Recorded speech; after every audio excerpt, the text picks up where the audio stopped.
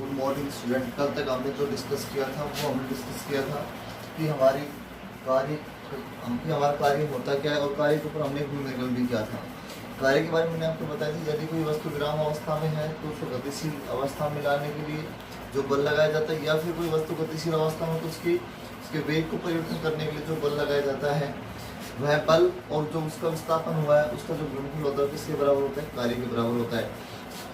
इसके हमने आपको 4 केसेस बताए थे। सबसे पहला केस मैंने आपको बताया था, जब बल और विस्थापन अगर एक ही दिशा में होता है तो किया गया कार्य का मान अधिकतम होता है, और वह कार्य कैसा होता है, आपका धनात्मक होता है।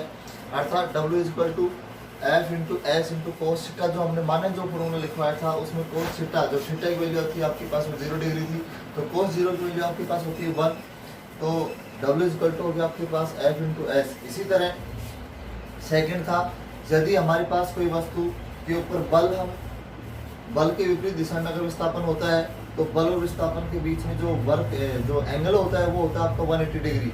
तो cos थीटा, जिसमें थीटा की वैल्यू आपकी 180 डिग्री है, तो W = F × S × cos theta, theta की वैल्यू 180 रखोगे तो cos 180 हो गया, तो W = F × S × cos 180। cos 180 की वैल्यू होती है आपके पास -1, तो इसी वजह से W की वैल्यू भी होगी आपके पास -F × S। अर्थात जो किया गया जो आपका काम है वो आपका होगा ऋणात्मक। अब तीसरा जो हमारा केसेस था वो हमारा केस ये था कि मान लीजिए आप किसी वस्तु के ऊपर परपेंडिकुलर कोई भी बल लगा रहे हो और बल लगाने के उपरांत वह उस वस्तु में कोई भी चेंजमेंट नहीं हो रहा। चेंजमेंट का मतलब उसकी अवस्था में कोई भी चेंजमेंट नहीं हो रहा, अर्थात उसका विस्थापन क्या है, 0। तो मैंने आपको ये बताया था, नोट भी करवाया था कि अगर किसी वस्तु के अंदर अगर हमें कार्य करवाना है तो हमें सबसे पहले उसमें क्या होना चाहिए, विस्थापन। ठीक है, तो जब आपका विस्थापन 0 है तो किए गए कार्य का मान भी कितना होगा, आपका 0 होगा।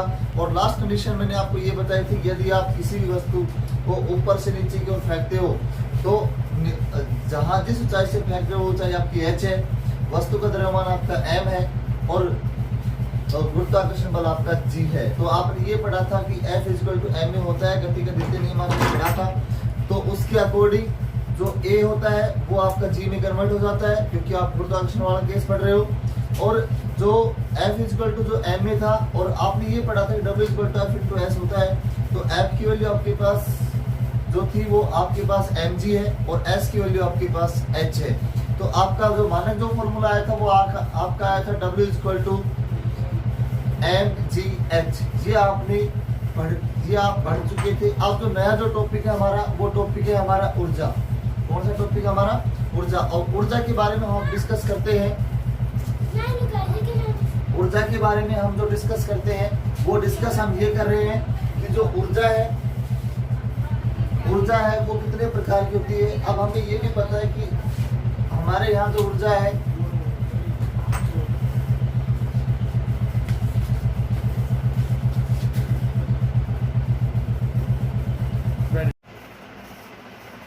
अब हमें डिस्कस करना है कि ऊर्जा है क्या। ऊर्जा के बारे में मैंने आपको बताया था कि कार्य करने की जो क्षमता होती है वो आपकी कहलाती है ऊर्जा। दैट मीन्स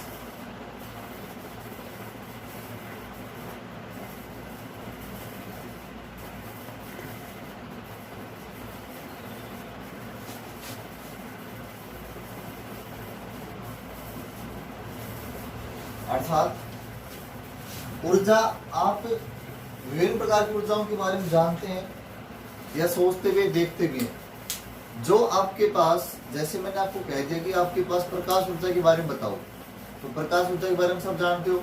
जो आपके घर में जो लाइट जल रही है वो क्या है, आपका प्रकाश ऊर्जा ही तो है। वो विद्युत ऊर्जा को प्रकाश ऊर्जा में चेंज करना, ठीक है। और अगर मैं ये कह दूं कि विद्युत ऊर्जा के बारे में बताओ, तो आवेशों के प्रवाह के कारण जो ऊर्जा हो रही है उत्पन्न, वो आपकी क्या है, विद्युत ऊर्जा है। इसी तरह अब मैं बात करता हूँ यांत्रिक ऊर्जा के बारे में। ध्यान देना,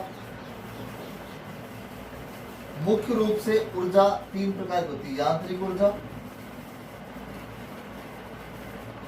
फिर होती है आपकी गतिज ऊर्जा, और फिर आपकी होती है स्थितिज ऊर्जा।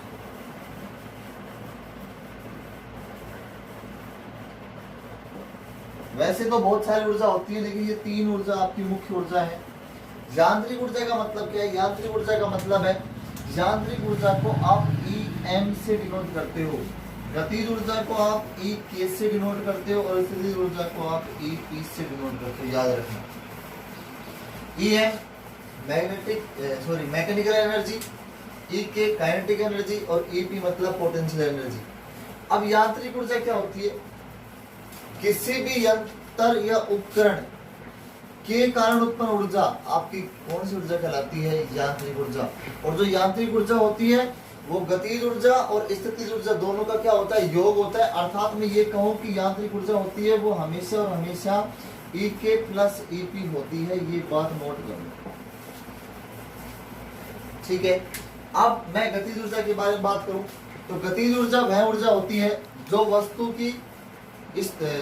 की गति के कारण उत्पन्न होती है, वस्तु की गति के कारण उसमें निहित ऊर्जा आपकी कहलाती है गतिज ऊर्जा।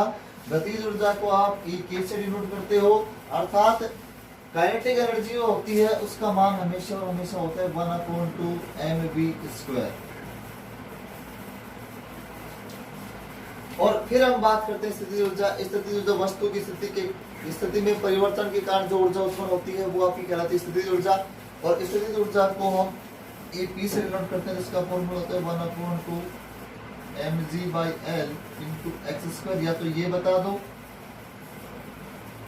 या फिर ई पी = 1/2 kx²। दोनों वैल्यू है वो एक ही समान है क्योंकि mg/l एक कांस्टेंट के बराबर है, तो मैंने इसको k लिख दिया × x²। तो आज हम डिस्कस करते हैं गतिज ऊर्जा के बारे में। गतिज ऊर्जा होती क्या है, ठीक है, तो ये चीज आपको याद रखनी है।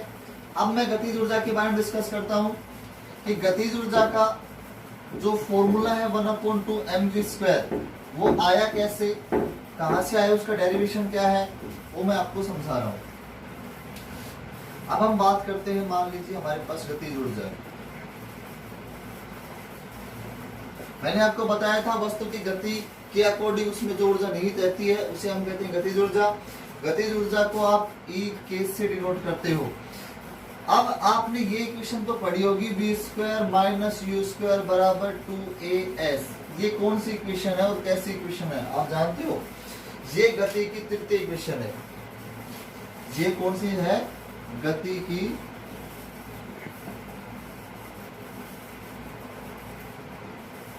थर्ड समीकरण, ठीक है। अब अगर मैं यहां से v की वैल्यू निकालना चाहूंगा तो मैं क्या निकालूंगा? v² = ये हो जाएगा आपके पास u² + 2as। या फिर मैं यहां से a की वैल्यू फाइंड आउट करूंगा तो v² - u² / 2s = a। और आपने ये तो पढ़ा ही था कि F = ma होता है। ये है आपका गति का द्वितीय नियम।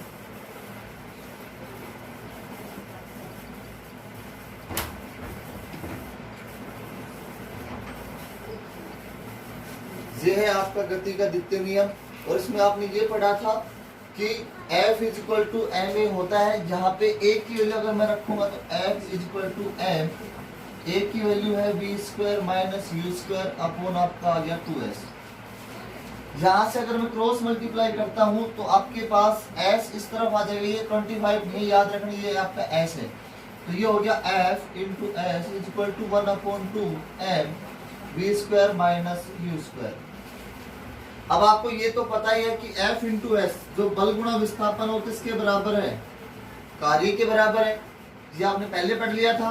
तो बल गुणा विस्थापन जो कार्य के बराबर है तो F × s को तो आप क्या लिख सकते हो? W = आपके पास आ गया 1/2 m v² - u²। u की वैल्यू आपके पास कितनी है? 0। मान लीजिए आप किसी वस्तु को विराम अवस्था में रखे हुए हैं। विराम अवस्था का मतलब है कि उसके अंदर इनिशियल जो वैल्यू है वो आपके पास है, इनिशियल जो वेलोसिटी है वो आपके पास है 0 और फाइनल वेलोसिटी है आपके पास v। दैट मींस u की वैल्यू तो आपके पास है 0 और v की वैल्यू है आपके पास v, मान लीजिए आप, ठीक है। तो हमने माना कि यदि वस्तु विराम अवस्था में है तो विराम अवस्था में तो इनिशियल जो वैल्यू है, इनिशियल वेलोसिटी है वो आपके पास है 0, अर्थात W इक्वल टू आपके पास आ गया 1/2m v² माइनस 0 का स्क्वायर। ये इक्वेशन बनने के बाद अब आपको याद रखना है कि जो 0 है उसका स्क्वायर आपका 0 होगा। इस टर्म्स को जब आप सोल्व करते हो तो आपके पास W equal to 1/2m v² आ जाता है। ये जो किया गया जो कार्य है वो किसके बराबर है? गतिज ऊर्जा के बराबर है, अर्थात E के इक्वल टू आपके पास आ गया 1/2m v²। यही आपको क्या करना था? प्रूव करना था। अर्थात हमारे पास यदि कोई वस्तु का वेग, प्रारंभिक वेग 0 है और वस्तु v वेग तक अगर जाती है तो उसमें किया गया कार्य आपके पास W equal to 1/2m v² होता है। जबकि अगर मैं उसमें गतिज ऊर्जा की बात करूं तो गतिज ऊर्जा होती है E के बराबर 1/2m v²। ठीक है, और इसी गतिज ऊर्जा के ऊपर बोर्ड एग्जाम में न्यूमेरिकल पूछे जाते हैं। तो वो न्यूमेरिकल किसके ऊपर आते हैं? इस फॉर्मूले के ऊपर, याद रखना। क्योंकि वो आपको दो वेग देगा कि यदि किसी वस्तु का वेग 5 मीटर पर सेकंड से बढ़ाकर 10 मीटर पर सेकंड कर दिया जाता है, उस वस्तु का द्रव्यमान 100 किलोग्राम है, तो किए गए तो उसमें कार्य का मान ज्ञात कीजिए। तो आपका फॉर्मूला कौन सा होगा? W equal to 1/2m v² minus u²। ठीक है, आज की वीडियो में हमारा इतना ही है, कल फिर मिलते हैं। Okay, thank you.